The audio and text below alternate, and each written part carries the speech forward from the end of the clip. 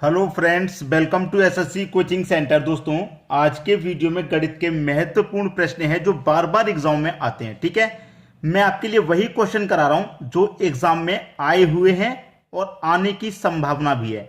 देखिए, कोई क्वेश्चन जब एग्जाम में आ जाता है तो उसकी नेक्स्ट टाइम यानी कि अगले एग्जाम में भी आने की संभावनाएं रहती हैं। एक पैटर्न तैयार हो जाता है कि भाई इस तरीके के क्वेश्चन एग्जाम में आते हैं क्योंकि पहले आ चुके हैं। ठीक है, इसीलिए मैं आपके लिए वही क्वेश्चन लेके आता हूं। तो चलिए स्टार्ट करते हैं। पहला क्वेश्चन है, एक नल 20 मिनट में एक टैंक को भर सकता है। कोई एक नल है, मैं उसे ए नाम दे देता हूं।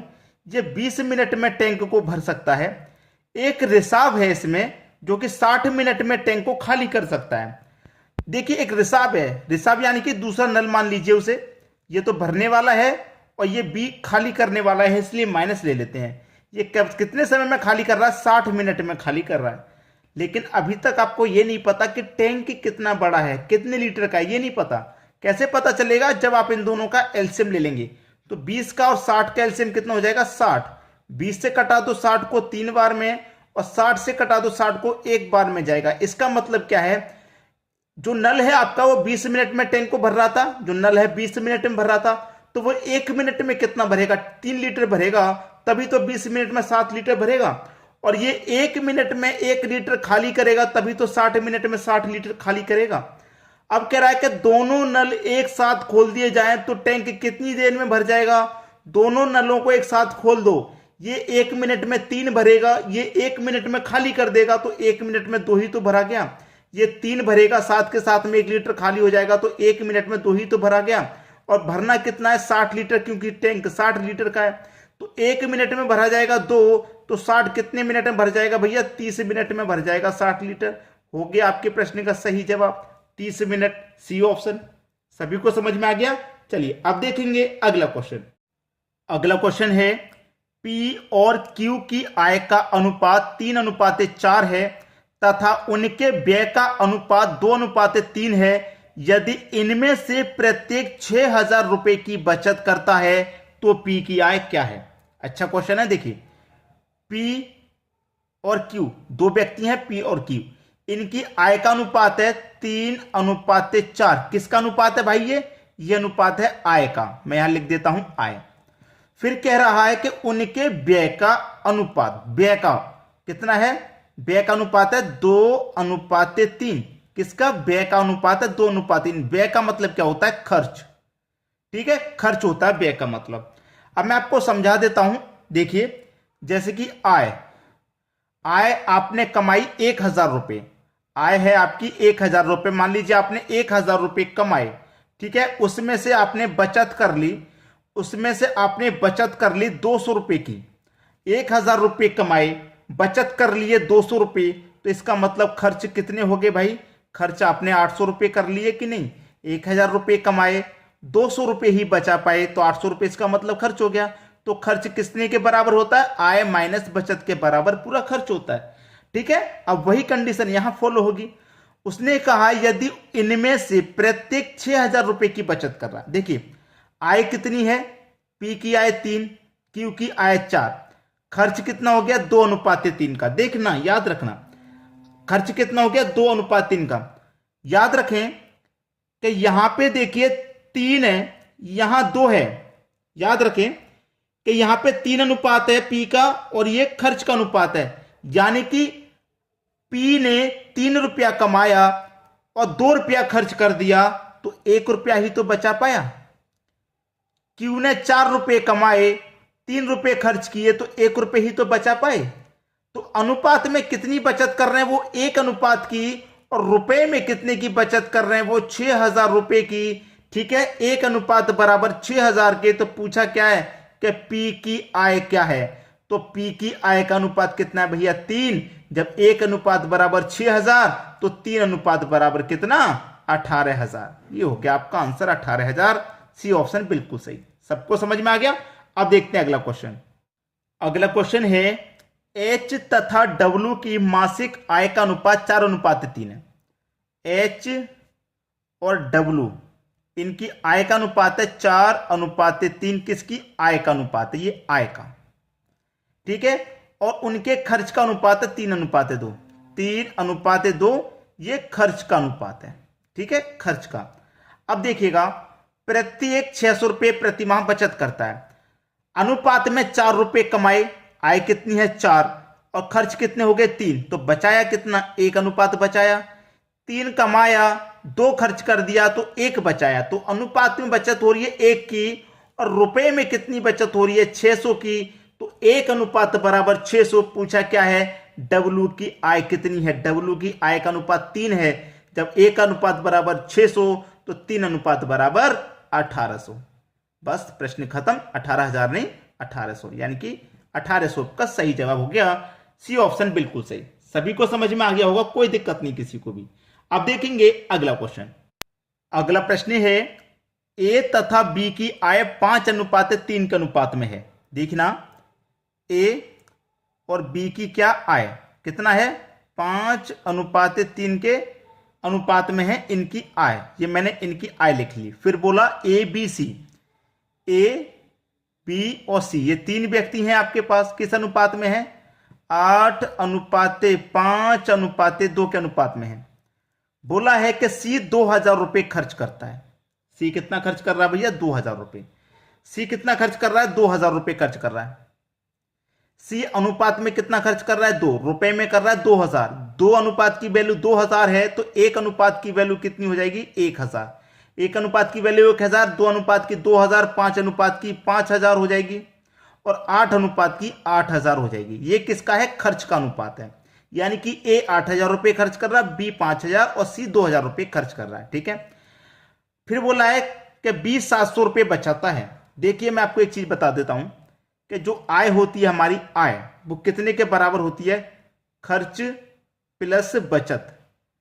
यानी कि जो हम कमाते हैं उसी में से खर्च होता है, उसी में से बचत होती है।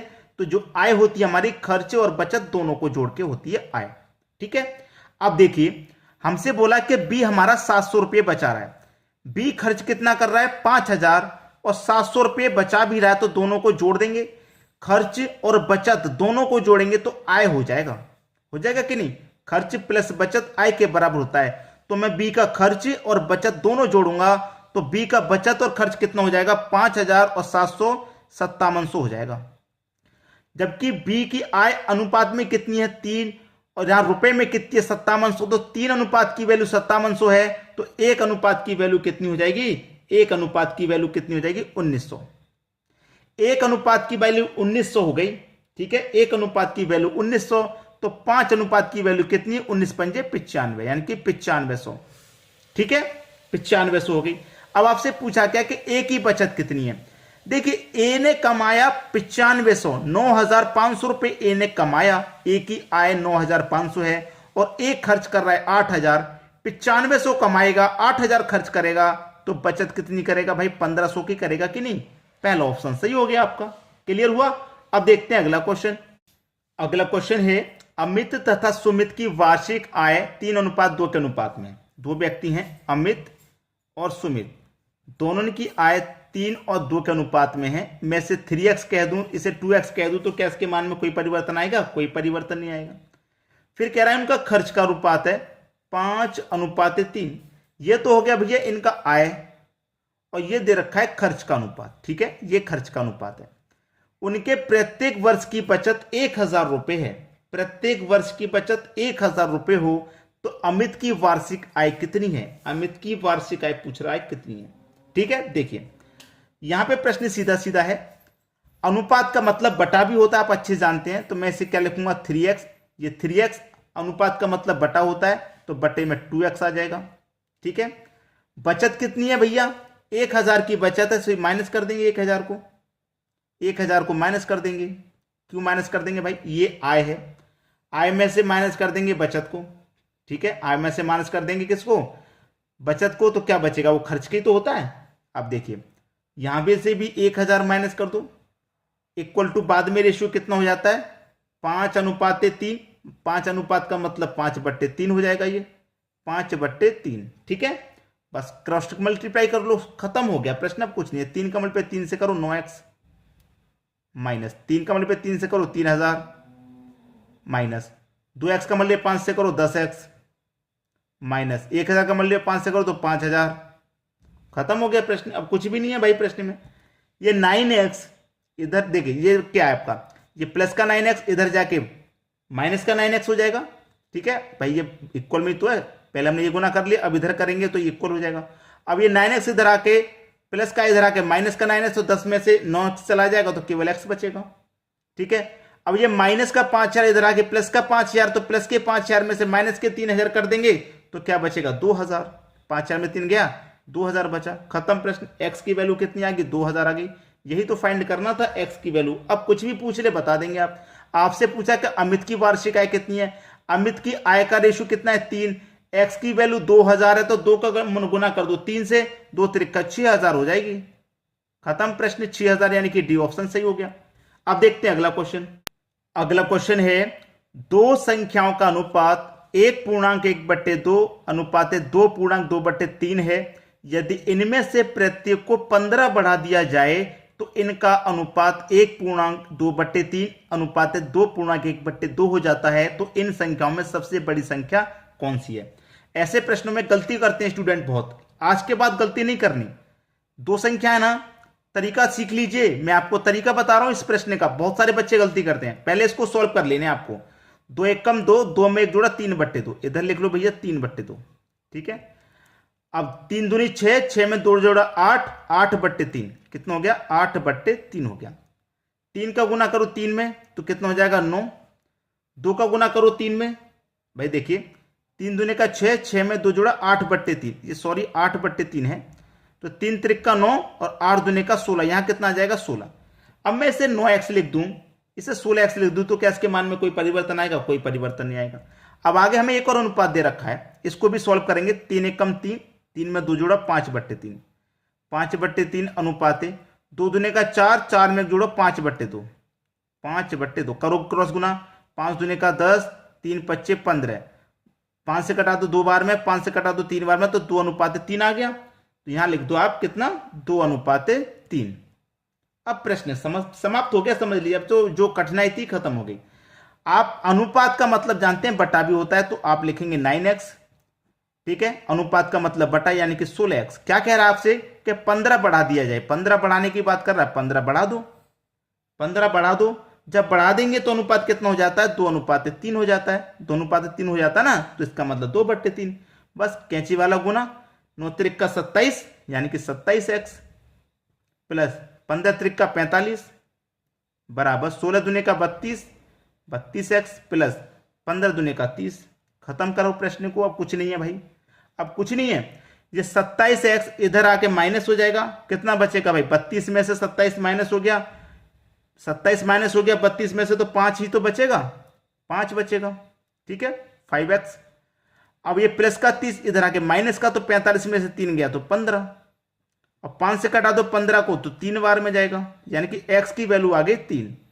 x की वैल्यू 3 आ गई। क्या पूछ रहा है, सबसे बड़ी संख्या कौन सी है भाई। जो अनुपात में बड़ा होगा सभी वही संख्या बड़ी होगी। अनुपात में बड़ा कौन, 16। तो x का मान 3 है, 3 का मल्टीप्लाई 16 कर दो 48 हो जाएगा। 3 का मल्टीप्लाई 16 से करेंगे, 16 त्रिक 48। प्रश्न खत्म, पहला ऑप्शन सही जवाब हो गया। तो दोस्तों आज की वीडियो में इतना ही। प्रश्न कैसे लगे कमेंट करके जरूर बताइएगा। ठीक है दोस्तों, वीडियो देखने के लिए आपका बहुत बहुत धन्यवाद।